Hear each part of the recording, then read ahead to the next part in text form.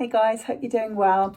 I thought I'd show anyone that's a newcomer to medical cannabis or cannabis in general and vaping.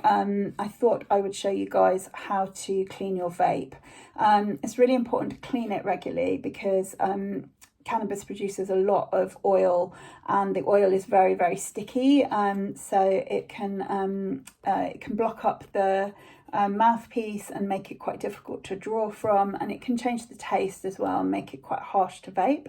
I clean mine every 2 or 3 days, generally speaking, probably every 3 days maximum. Some people clean once a week, some people clean every day, so it's just up to you what you want to do. But yeah, it's pretty straightforward. It is a bit fiddly, and me with very swollen sausage hands with my rheumatoid arthritis, I find some bits are very fiddly to do. So the first bit is quite fiddly, and that is to get this bit off here, which is this plate that's got the Stores and Bickle logo on it. And this is what locks the cooling unit. So you want to just sort of pull that until it clicks, and then you can take the cooling unit off and it should separate if you just pull those two bits apart. Mine's pretty clean because I've only just cleaned it a couple of days ago, but you'll get a lot of oil in here and in here. So yeah, this is why you need to clean it. And then you need to take this mouthpiece off as well. I find it comes off pretty quick, but getting it on is an absolute nightmare. I hate doing that. And often I have to get my carer to do it because I just find it hurts my hands. So you've got these 3 bits. It's got a couple of rings. It's got this blue ring here, and it's also got a little ring there. Can you see? Yeah, there. But I find those quite fiddly to get off, so I don't take them off very often. But yeah, feel free to take those off and get in those grooves if you can. And then I just plonk it all in a bowl. You need to get some 99% rubbing alcohol or isopropyl alcohol. And you just pour it in the bowl. And then you can just chuck anything else that you want to sanitize and clean. So like the capsules, they go in there. I chuck my sort of stirry bits in. That's sort of about it, I think. And then whilst that is soaking, and I leave it for half an hour, you don't want to leave it any longer, otherwise the alcohol will start to degrade the plastic. So whilst that's soaking, I just get a bit of kitchen roll and some alcohol, and I just clean inside the oven there.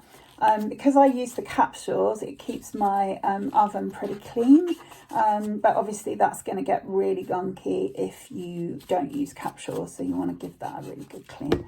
Oh yeah, and I stick that little stirry thing in as well. And that is it really. So I'll come back in a minute once it has once it's cleaned, and I'll put it back together again to show you guys how to do it.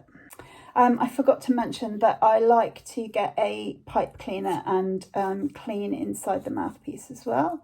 Once it's soaked for a while, just to dislodge any excess oil. So yeah, it's pretty easy to put together again. You're just going to push the 2 bits of the cooling unit together like so.